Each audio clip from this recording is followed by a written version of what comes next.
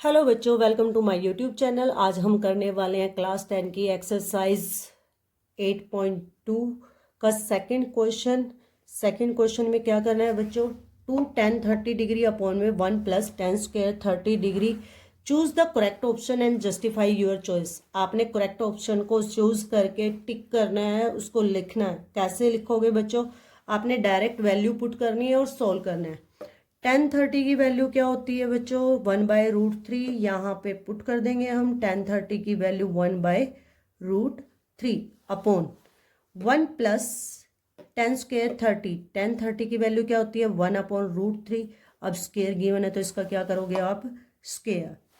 2 1 जा 2, 2/√3 upon 1/1 plus root से root cut जाएगा, 1 का स्क्वायर 1, रूट से स्क्वायर रूट से स्क्वायर रूट से क्या कट जाएगा बच्चों? 2, क्या बचेगा? 3, 2/√3 अपॉन एलसीएम कितना आ गया बच्चों? 3, 1 3 जा 3 प्लस 3 1 जा 3, 1 1 जा 1, 2/√3 अपॉन 3 और 1 4/3। अब इसको सोल्व करेंगे।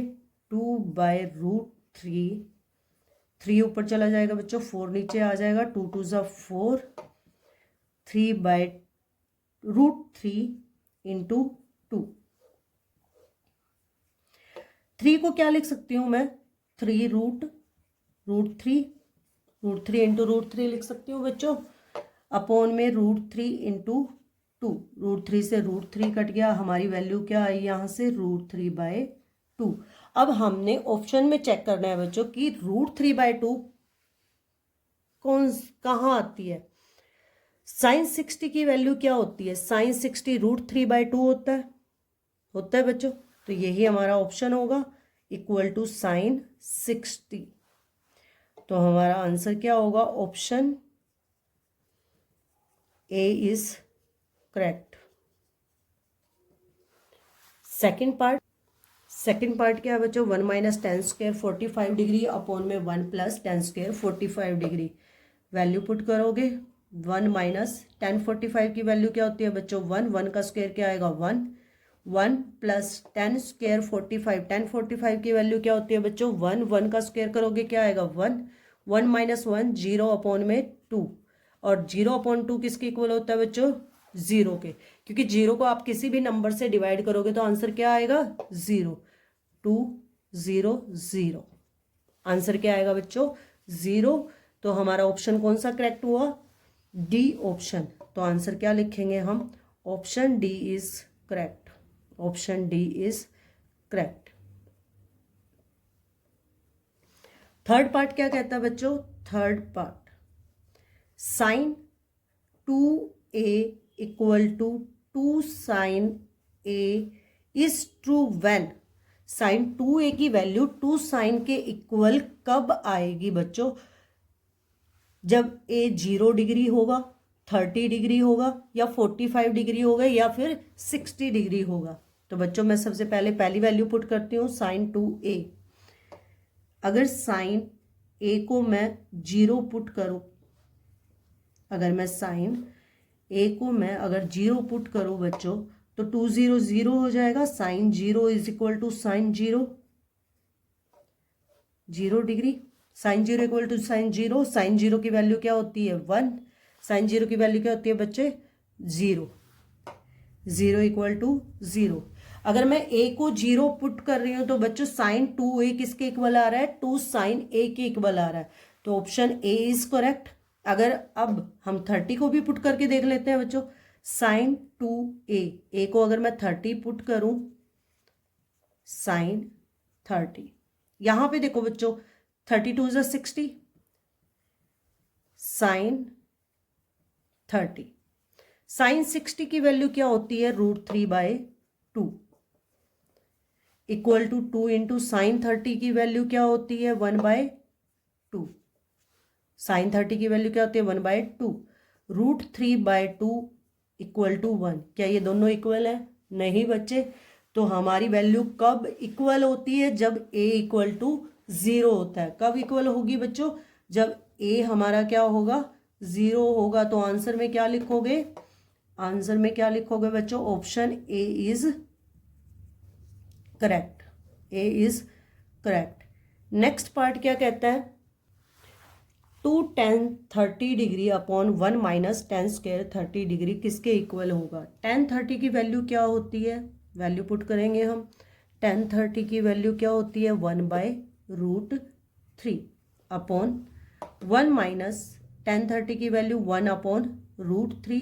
स्क्वायर है तो बच्चों क्या करोगे आप, स्क्वायर, 2 1 जा 2, 2/√3 अपॉन 1 अपॉन में 1 माइनस 1 का स्क्वायर कितना होगा बच्चों, 1, √3 का स्क्वायर करोगे तो रूट से रूट कट जाएगा, क्या बचेगा 3। आगे सोल्व करोगे इसको, 2/√3 अपॉन एलसीएम कितना आ जाएगा हमारा 3। 1 से 3 को डिवाइड करोगे कितना आएगा 3, और 3 को 1 से मल्टीप्लाई करोगे, 3 1 जा 3 माइनस 3 1 जा 3, 1 1 जा 1। यहाँ से हमारी क्या वैल्यू आ रही है बच्चों, 2/√3 अपॉन 3 माइनस 1, 2/3। अब इसको आगे कैसे सोल्व करोगे, 2/√3 मल्टीप्लाई 3 ऊपर चला जाएगा बच्चों, अपोजिट हो जाएगी वैल्यू, 3/2, 2 से 2 कट हो गया।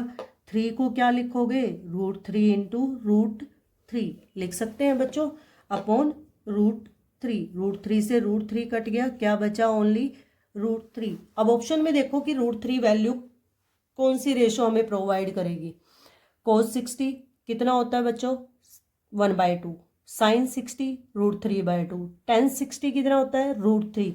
यानी कि हमारी √3 वैल्यू कब आ रही है, जब tan थीटा कितना है 60 डिग्री। तो आंसर क्या लिखोगे, option √3 equal to tan 60 degree. Option C is correct, is correct. Next question, third question क्या कहता है बच्चों, if tan a plus b, tan a plus b, if tan a plus b equal to √3, अगर tan a plus b equal to √3 है, and tan a minus b, tan a minus b equal to 1/√3, equal to 1/√3। आगे क्या बोला है, a plus B less than equal to 90 degree. हमारा जो a plus B होगा, दोनों एंगल का जो सम होगा वो 0 डिग्री से ग्रेटर देन और 90 डिग्री के इक्वल और लेस देन होगा। यानी कि a और b का जो सम आएगा वो कॉम्प्लीमेंट्री भी हो सकते हैं, दोनों का सम 90 डिग्री भी हो सकता है। a ग्रेटर देन b होगा, a जो एंगल होगा वो b से ग्रेटर होगा। मीन्स यहाँ से यह क्या पता चलता है कि हमारा a एंगल ग्रेटर है और b स्मॉलर है। Find a and b, a और b को हमने फाइंड आउट करना है बच्चों। कैसे फाइंड आउट करोगे, इंपॉर्टेंट क्वेश्चन बच्चों, कैसे फाइंड आउट करना है बच्चों। यहाँ पे देखो √3 की वैल्यू 10 कब देता है, जब एंगल कितना होता है 60 डिग्री। तो हम इसको कैसे लिखेंगे, tan a प्लस b, इसको मैं क्या लिख सकती हूँ, tan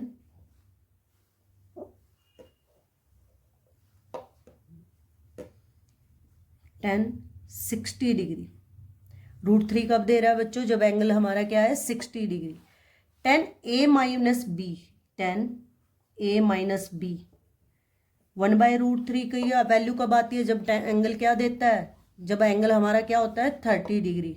तो 1/√3 को क्या लिखूंगी, tan 30 डिग्री। मतलब 1/√3 को अगर मैं tan 30 डिग्री लिख दूं तो इसकी वैल्यू को अगर पुट करूंगी तो यही तो आएगी बच्चों। तो मैं इस वैल्यू को ऐसे भी रिप्रेजेंट कर सकती हूँ। अब यहां से 10 से 10 कट जाएगा बच्चों, तो क्या बचेगा हमारा, a प्लस बी किसके इक्वल आएगा 60 डिग्री, और a माइनस बी किसके इक्वल आएगा 30 डिग्री। इनको हम इक्वेशन नंबर 1 और 2 नाम दे देंगे बच्चों।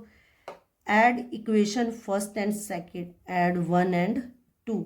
1 और 2 को अगर ऐड करें तो हमारा क्या आएगा, a plus B, a minus B को अगर हम ऐड करें 60 डिग्री अपॉन 30 डिग्री, एक पॉजिटिव एक नेगेटिव कट हो गया बच्चों। यहाँ से ए और ए 2a, 60 और 60 और 30 कितना हो गया 90। अब यहाँ से हम a की वैल्यू निकालेंगे। a क्या है 2 से मल्टीप्लाई, तो 2 उधर जाके क्या हो जाएगा डिवाइडेड। 2 से 90 को कट करोगे, 2 4 ज़ा 8, 9, 1 कैरी 10, 2 5 ज़ा 10। तो यहाँ से a की वैल्यू क्या आ गई बच्चों हमारी 45 डिग्री। अब हम b की वैल्यू निकाल लेंगे। किसी भी इक्वेशन में आप पुट कर सकते हो from second equation, from first से निकालती हूँ बच्चों। From first a plus B equal to 60 degree. यहाँ से b की वैल्यू निकालनी है।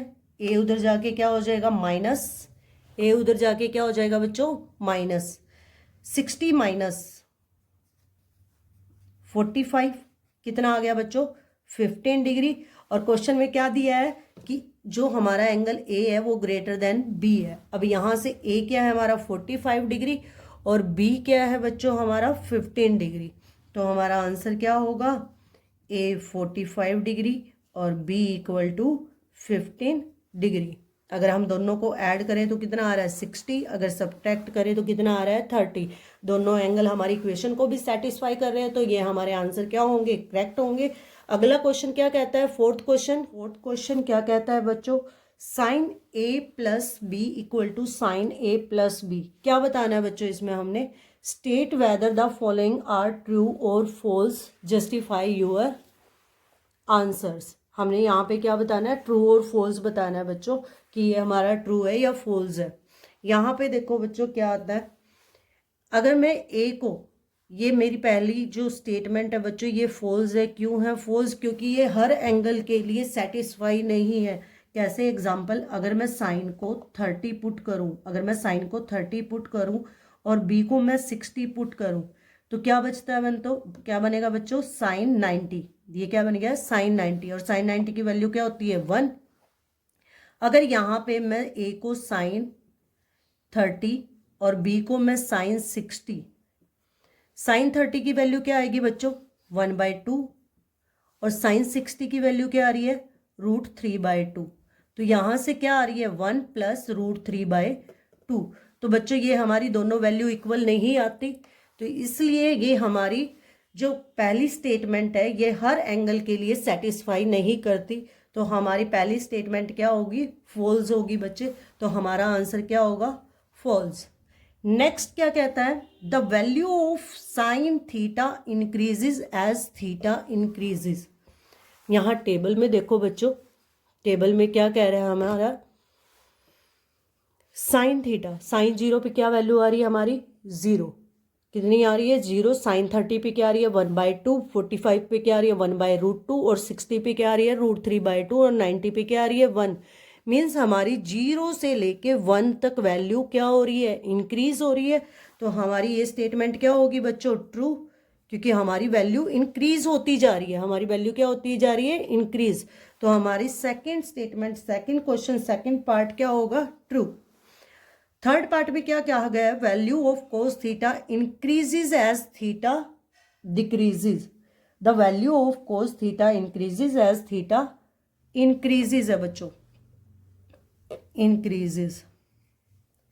इसमें क्या बोल रहा है अगर थीटा इंक्रीज हो रहा है तो कोस की भी वैल्यू इंक्रीज हो रही है। अब यहाँ पे देखो बच्चों कोस 0 1 है और कोस 90 क्या है 0, तो 1 से 0 पे जा रहे हैं हम, तो वैल्यू क्या हो रही है डिक्रीज, हमारा थीटा क्या हो रहा है डिक्रीज। तो हमारी ये स्टेटमेंट क्या होगी फॉल्स, क्या होगी बच्चों false. Third statement fourth statement क्या कहती है, फोर्थ पार्ट क्या कहता है इसका sine theta equal to cos theta for all value of theta. Table से देखो बच्चों साइन 0 कितना है 0, कोस 0 क्या है 1, क्या ये दोनों वैल्यू इक्वल है नहीं। अब यहाँ पे भी 90 की वैल्यू भी इक्वल नहीं आ रही, 60 की वैल्यू भी इक्वल नहीं आ रही। कौन सी एक वैल्यू है जो इक्वल होती है ओनली 45 की। तो बच्चों यहाँ पे उसने क्या बोला है कि साइन थीटा और कोस थीटा इक्वल है for all value of theta. तो ये हमारी स्टेटमेंट क्या होगी बच्चों फॉल्स, क्योंकि ऑल वैल्यू के लिए ये इक्वल नहीं है, सिर्फ ये 45 के लिए इक्वल है।